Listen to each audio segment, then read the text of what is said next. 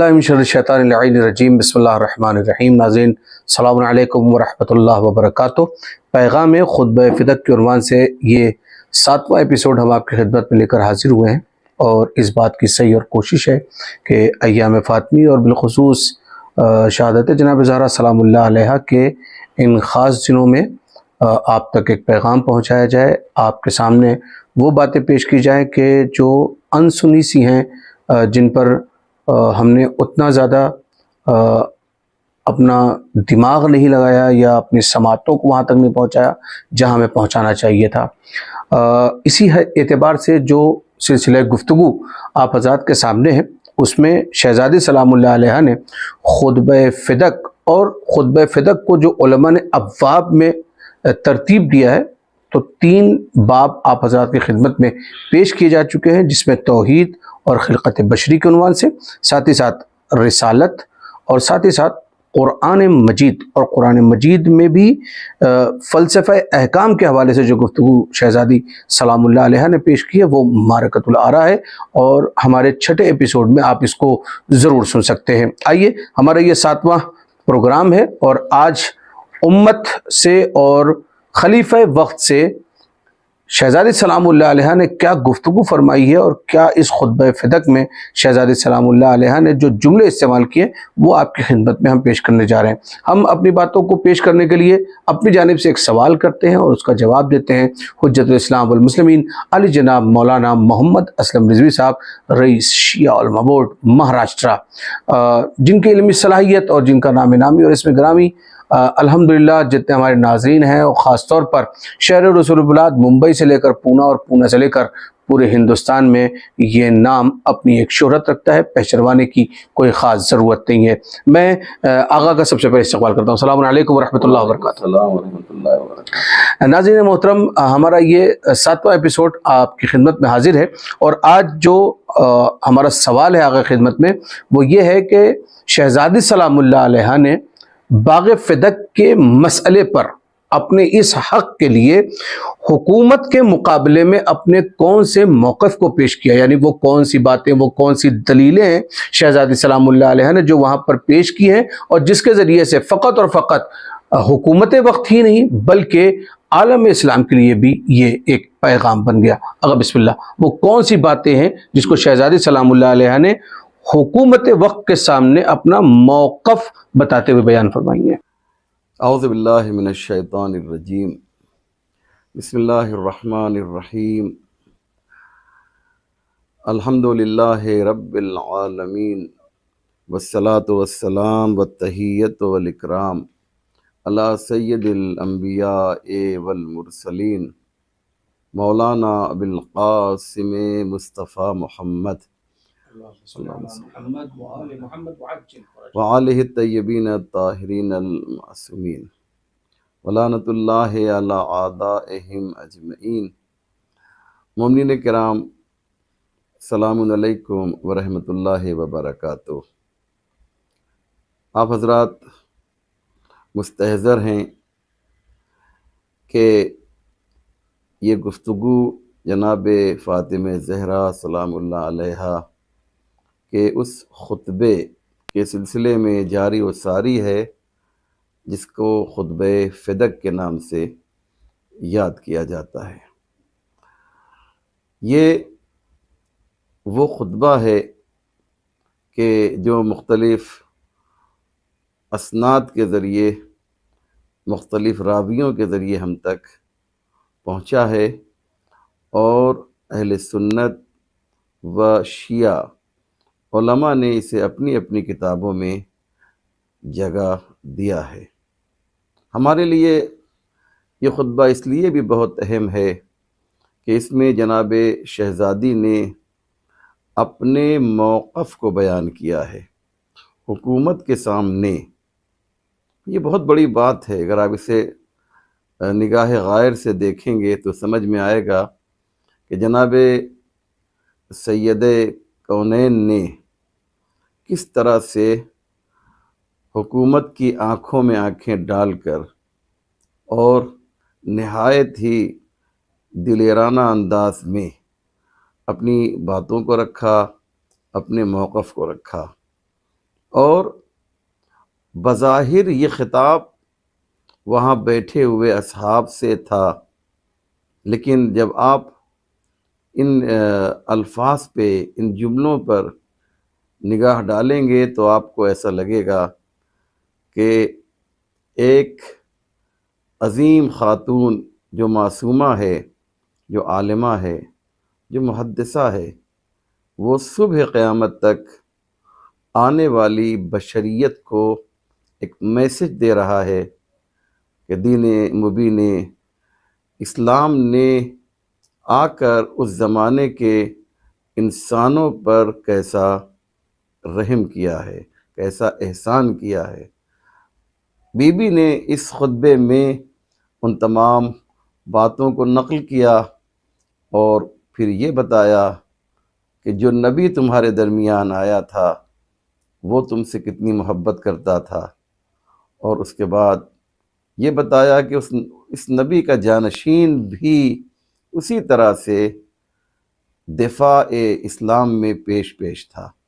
آئیے مومنین، آئیے ناظرین، خطبے کو شروع کرتے ہیں۔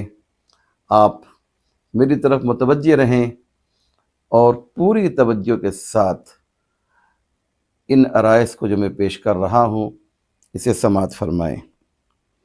یہ جو خطبہ ہے مومنین، اسے آپ چوتھے باب کی شکل میں سماعت فرما رہے ہیں۔ فرماتی ہیں شہزادی، ثم قالت ایھا الناس اعلموا انی فاطمہ۔ کیا فرمایا شہزادی نے کہ اے لوگو جان لو کہ میں فاطمہ ہوں۔ یہ کہنے کی ضرورت کیا تھی عزیزو؟ کون ہے جو نہیں جانتا؟ شاید یہ اتمام حجت ہو کہ کل کوئی یہ نہ کہے کہ ہمیں معلوم نہیں تھا، لیکن ایک آواز ہے جو مدینے میں گونج رہی ہے، ایک مظلومہ کی فریاد ہے جو مدینے میں گونج رہی ہے، اور یہ کس کی آواز ہے؟ یہ اس کی آواز ہے کہ جس کی آواز اور جس کے الفاظ ہم وزن قرآن ہیں۔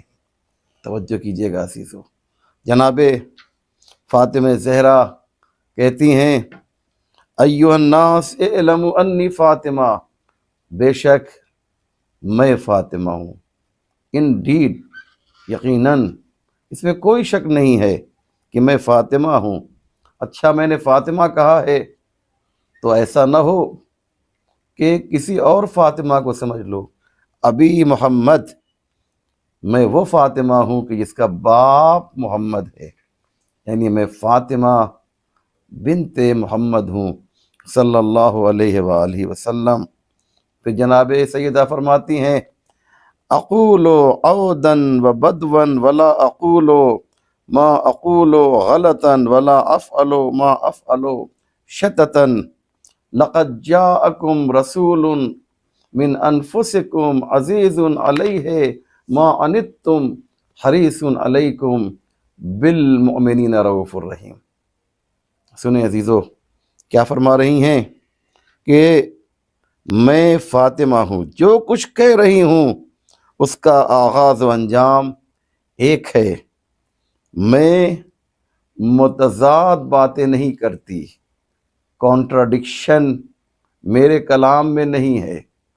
کانٹراڈکٹری اور تضاد تو اس جگہ پایا جاتا ہے کہ جہاں پر قوت حافظہ کمزور ہو، لیکن میں جو بات بھی کہتی ہوں اس میں تضاد نہیں ہوتا ہے۔ جو کچھ میں کہہ رہی ہوں وہ غلط نہیں کہہ رہی ہوں، میں ایک حقیقت ہے جسے آشکار کر رہی ہوں۔ اے اصحاب رسول، یہ نہ سمجھ لینا کہ فاطمہ زہرا کوئی غلط بیانی سے معاذ اللہ کام لے گی۔ میرے عمل میں خطا نہیں ہے۔ کیا بات کہی عزیزو، کیا فرمایا کہ میں غلط کہتی بھی نہیں ہوں اور میرے عمل میں بھی کوئی خطا نہیں ہے۔ یعنی فاطمہ وہ ہے جو قولاً و عملاً جو ہے ایک ہے، جس کے ہاں نہ قول میں کوئی غلطی ہے نہ عمل میں کوئی غلطی ہے۔ کیوں؟ اس لیے کہ یہ اس کی بیٹی ہے کہ جس کے قول کو بھی اللہ نے اپنا قول کہا، ما ینطق عن الہوی ان ہوا الا وحی یوحی، اور جس کے عمل کو بھی اللہ نے اپنا عمل کہا، وما رمیتا اذ رمیتا ولکن اللہ رما۔ اے میرے نبی، آپ نے یہ کنکری نہیں پھینکی ہے، یہ کنکری میں نے یعنی خدا نے پھینکی ہے۔ تو ان دو آیتوں کے ذریعے سے اللہ نے پیغمبر کے قول اور عمل کو جو ہے ایک طرح سے ضمانت دے دی۔ آج فاطمہ بتا رہی ہیں جیسے رسول کے قول اور عمل میں جو ہے تضاد نہیں ہے، کوئی نقص نہیں ہے، کوئی کمی نہیں ہے، ایسے ہی میں بنت رسول ہوں اور میرے عمل اور قول میں کوئی تضاد نہیں ہے۔ اس کے بعد فرماتی ہیں تمہارے درمیان ایک پیغمبر آیا، لقد جاءکم رسول من انفسکم عزیز علیہ ما عنتم۔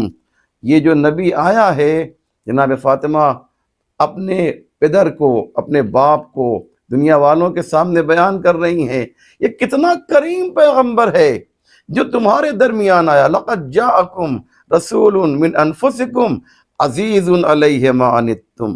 جب تمہیں وہ تکلیف میں دیکھتا ہے، یہ وہ نبی ہے جناب فاطمہ فرما رہی ہیں کہ جب تم کسی تکلیف میں مبتلا ہوتے ہو تو اسے بھی تکلیف ہوتی ہے، تمہاری تکلیف اس نبی سے دیکھی نہیں جاتی۔ حریص علیکم، تمہاری بھلائی کا حریص ہے۔ آپ جانتے ہیں نا کہ لالچ جو ہے یہ ایک بری صفت ہے، لیکن اگر یہی کسی اچھے کام کے لیے ہو، کار خیر کے لیے ہو، تو یہ قابل تعریف بن جاتی ہے۔ علم کی لالچ اچھی چیز ہے، مال کی لالچ اچھی نہیں ہے۔ پیغمبر جو ہیں ان کو ایک حرص ہے، ایک لالچ ہے۔ کس چیز کی لالچ ہے؟ کہ ان کی امت جو ہے سب کے سب راہ راست پہ آ جائے۔ اللہ اکبر۔ ارشاد ہوتا ہے کہ یہ وہ نبی ہے جو مومنین کے لیے حد درجہ مہربان بھی ہے اور رحیم بھی ہے۔ اور پھر فرماتی ہیں جناب فاطمہ زہرا اگر تم ان کا نسب تلاش کرو تو تمہیں معلوم ہوگا وہ میرے والد تھے، تمہاری عورتوں کے نہیں۔ یعنی پیغمبر اسلام جو ہیں وہ میرے والد تھے، تمہاری عورتوں کے والد نہیں تھے۔ وہ میرے چچا کے فرزند کے بھائی تھے، نہ کہ تم لوگوں کے۔ پھر فرمایا کتنا یہ لائق فخر ہے یہ نسب جو ہمیں ملا ہے۔ پھر فرماتی ہیں خدا کا درود و سلام ہو ان پر اور ان کے خاندان پر۔ یہ بتایا کہ یہ وہ خاندان ہے جس پر اللہ کی رحمتیں نازل ہوتی ہیں۔ ایک اور خاندان بھی اسی جزیرہ نما عرب میں ہے کہ جس کے یہاں کی عورتیں جو ہیں ہمارے ایک عزیز کا کلیجہ چباتی ہیں۔ وہ خاندان قابل رحمت نہیں ہے، وہ قابل لعنت ہے۔ ہمارا خاندان وہ ہے کہ جس پر اللہ کی رحمت نازل ہوتی ہے۔ ہاں، وہ تشریف لائے اور انہوں نے پیغمبر کے بارے میں بتا رہی ہیں کہ اپنی ذمہ داری کو بخوبی انجام دیا۔ پھر فرمایا لوگوں کو کیا کیا کیا پیغمبر نے جب پیغمبر تشریف لائے۔ آپ دیکھیں کس طریقے سے آہستہ آہستہ جناب فاطمہ زہرا منزل پر آ رہی ہیں۔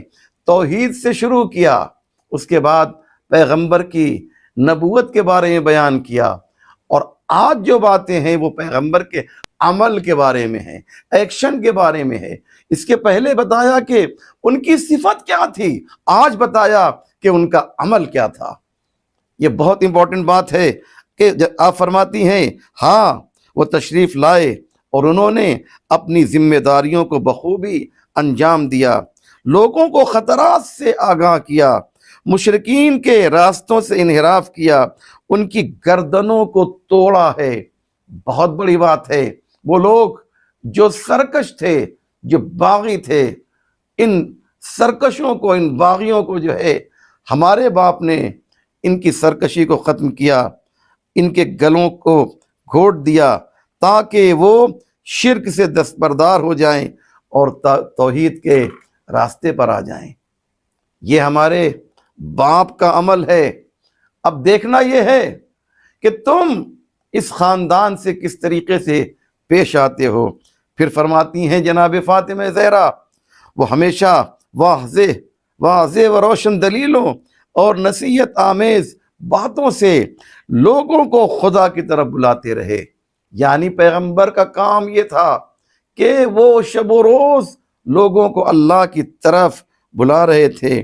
انہوں نے بتوں کو توڑا، انہوں نے مستکبرین کے سروں کو کچل دیا تاکہ ان کا شیرازہ بکھر جائے، منتشر ہو جائے، تاریکی کو دور کیا، صبح نمودار ہو گئی، حق واضح ہو گیا، دین کا نمائندہ بولنے لگا، شیطان کی صدا خاموش ہونے لگی، نفاق کا سردار زمین پر آنے لگا، اختلاف کی گرہیں کھل گئیں۔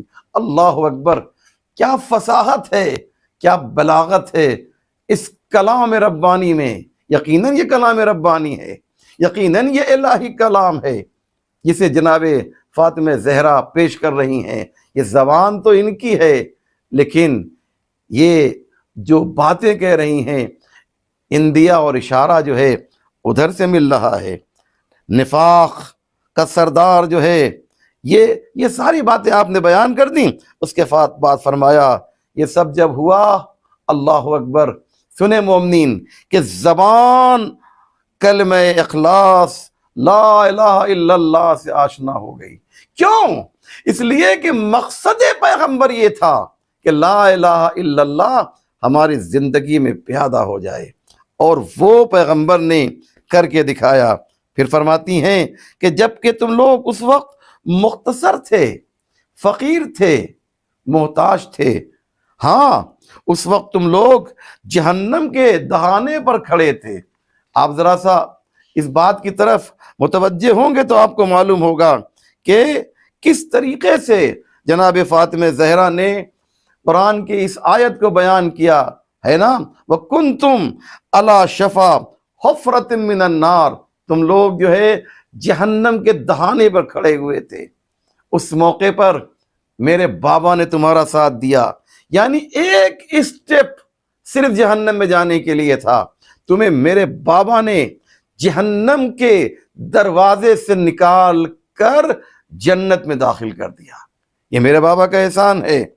اور اتنے مختصر تھے جیسے پیاسے کے لیے ایک گھونٹ پانی یا گرسنے کے لیے، بھوکے کے لیے ایک لقمہ، اور اس کے لیے آگ کا شعلہ جو اس کی طرف تیزی سے بڑھ رہا ہو، تم ہاتھ اور پیر سے پامال کیے جا رہے تھے۔ میرے بابا نے اس وقت جو ہے تمہیں سہارا دیا ہے۔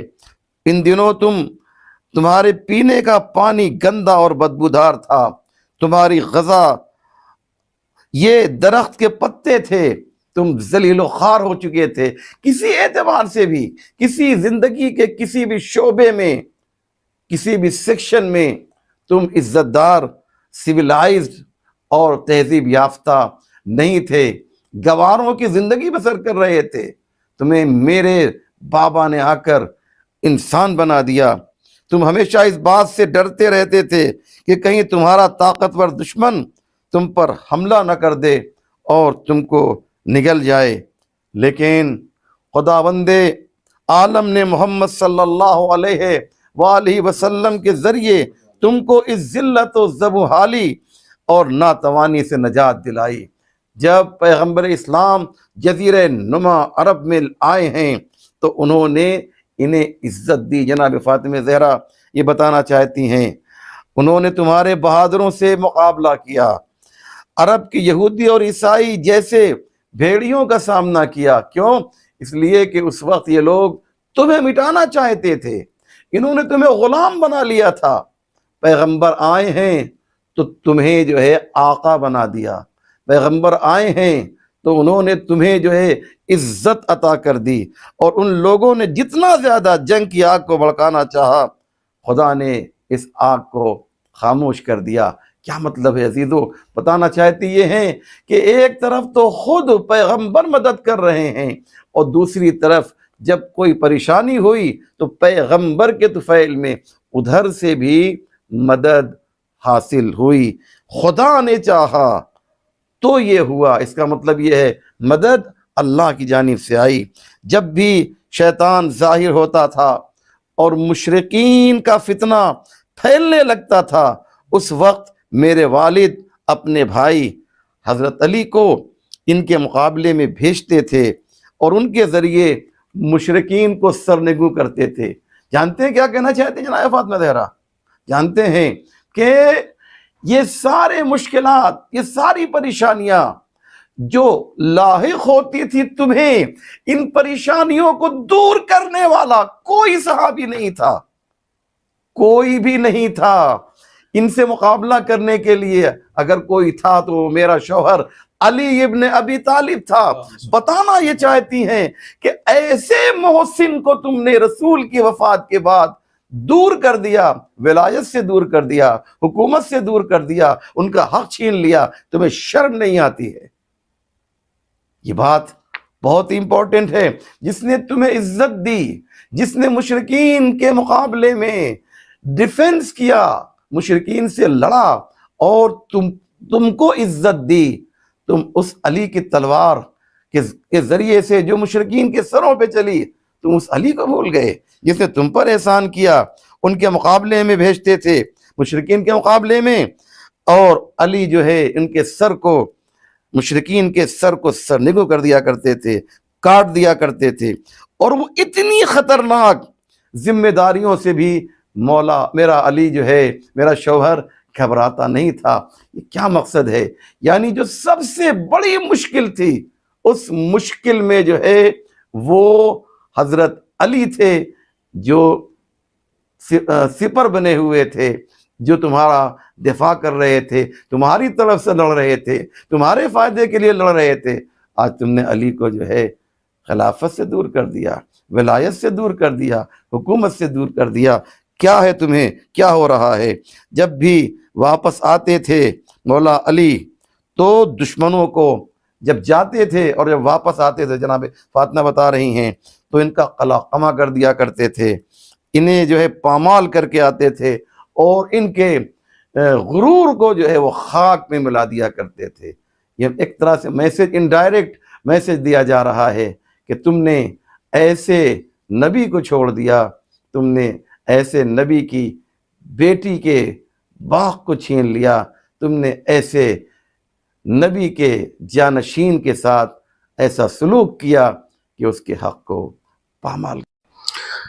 ناظرین، یہ سلسلہ گفتگو جو ہے وہ چوتھے باب میں داخل ہو چکی ہے اور ہمارا یہ ایپیسوڈ جو ہے وہ 7ویں نمبر کا ہے، اور مسلسل ہم قصوار مسلسل آپ کی خدمت میں یہ پروگرام پیش کر رہے ہیں، اور پیغام خطبہ فدق ہے۔ اور اس کو پیغام خطبہ فدق کیوں کہا گیا ہے؟ اس لیے کہ ہر باب میں ایک پیغام ہے۔ جب توحید کا تذکرہ ہوا تو وہاں پر بھی پیغام ہے، جب رسالت کا تذکرہ ہوا تو وہاں پر بھی پیغام ہے، جب قرآن کا تذکرہ ہوا تو وہاں پر بھی پیغام ہے۔ شہزادی سلام اللہ علیہ نے اپنا جو موقف بیان کیا ہے اس میں آپ نے ماشاءاللہ سے عربی عبارت کو بھی پیش کیا اور عربی عبارت کے ساتھ ساتھ اس کے ترجمے کو بھی پیش کیا ہے۔ تو محور جو گفتگو کا ہے وہ یا تو رسول اللہ ہے یا مولا کائنات ہے، یعنی شہزادی سلام اللہ علیہ نے اپنے والد گرامی، جیسا کہ آپ نے ارشاد بھی فرمایا میں فاطمہ ہوں، میں محمد کی بیٹی ہوں، اس کے بعد فرمایا میری بات میں تضاد نہیں ہے، میری بات میں تضاد نہیں ہے یہ کہہ کر کنیزان سیدہ سلام اللہ علیہ کے لیے بھی کوئی میسج شاید اس میں ہے آقا۔ جی ہاں بالکل، کیوں نہیں، میری بات میں تضاد نہیں ہے، یعنی اس کا مطلب یہ کہ شہزادی یہ کہنا چاہتی ہے کہ جیسے ہمارے ہاں عام طور پر ہوتا ہے کہ جب پوچھ گچھ والا مسئلہ آتا ہے، اے بہنی ہم نے تو یہ کہا ہی نہیں تھا، اے باجی ہم نے تو یہ بات بولی ہی نہیں تھی۔ تو یہ جو تضاد والا مسئلہ ہوتا ہے کہ کہا کچھ گیا اور بعد میں اس سے مکرا گیا، شہزادی شاید اپنی کنیزوں کو یہ سمجھانا چاہتی ہے کہ باتوں میں تضاد نہیں ہونا چاہیے۔ تضاد کا مطلب یہ کہ آپ نے ایک بات کہی ہو ایک اور دوسرے مرحلے میں آپ نے اسی کے خلاف ایک بات کہہ دی ہو، اسے تضاد کہا جاتا ہے۔ اور یہ آپ کی بات بالکل صحیح ہے کہ اس کے ذریعے سے بھی، اس ایک جملے کے ذریعے سے بھی آپ نے ایک میسج دیا، ایک پیغام دیا کہ جو زہرا سلام اللہ علیہا کی کنیزیں ہیں ان کو بھی صحیح طریقے سے گفتگو کرنا چاہیے، کانٹراڈکٹری ان کے کلام میں نہیں ہونا چاہیے۔ ہم امید کرتے ہیں ناظرین کہ یہ خاص پیغام آپ حضرات کے گوش گزار ہوا ہوگا، اور جتنی بہنیں اور جتنی مائیں اور جتنی قوم کی بچیاں ہم کو دیکھ رہی ہوں گی اپنے موبائل کے ذریعے سے یا اپنے ٹی وی کے ذریعے سے ہمارے اس پروگرام کو اگر دیکھ رہے ہیں تو ہم یہ کوشش کر رہے ہیں کہ جناب زہرا سلام اللہ علیہ نے خطبہ فتق میں جو اپنے دہن اقدس سے کلمات ادا کیے تھے وہ سارے کے سارے جملے ہم آپ کے گوش گزار کر سکیں۔ جناب زہرا سلام اللہ علیہ نے بے بانگ دہل کہا ہے کہ میں فاطمہ ہوں۔ آپ کے اندر یہ طاقت ہونی چاہیے کہ آپ اپنا نام بالکل علل اعلان لوگوں کے سامنے بتا سکیں، میں فاطمہ ہوں۔ پھر اس کے بعد دوسرا جملہ کہا میں محمد کی بیٹی ہوں۔ اس کا مطلب کیا ہوا کہ اگر باپ بیٹی پر فخر کر رہا ہے تو بیٹی کو باپ کے اوپر فخر ہونا چاہیے۔ اور اس کے بعد ارشاد فرمایا میری باتوں میں کوئی تضاد نہیں ہے، تم ہو کون، تمہاری حیثیت کیا ہے، تمہاری وقعت کیا ہے، اور وہ بھی کہا خلیفہ وقت کے سامنے۔ تمام کے تمام وہاں پر انصار ہیں، تمام کے تمام وہاں پر مہاجر ہیں، سارے کے سارے لوگ ایسے بیٹھے ہوئے ہیں کہ جنہوں نے رسول اللہ سے قرآن مجید کی آیات سنی ہے اور قرآن سنا ہے، ان سب کے سامنے بے بانگ دہل اپنے حق کے لیے اور اپنے شوہر کے لیے اور اپنے بابا کے لیے جناب زہرا سلام اللہ علیہ نے جو جملے اور جو کلمات بیان کیے وہ بزبان حجت الاسلام والمسلمین علی جناب مولانا محمد اسلم رضوی صاحب رئیس شیعہ علماء بورڈ آپ حضرات سماعت فرما رہے تھے۔ ہمارا یہ 7واں ایپیسوڈ ہے، انشاءاللہ 8ویں ایپیسوڈ میں آپ سے پھر ملاقات ہوگی۔ ایام فاطمی میں کنٹینیو خطبہ فتق پر پلیز غور کیجیے گا۔ والسلام علیکم ورحمۃ اللہ وبرکاتہ۔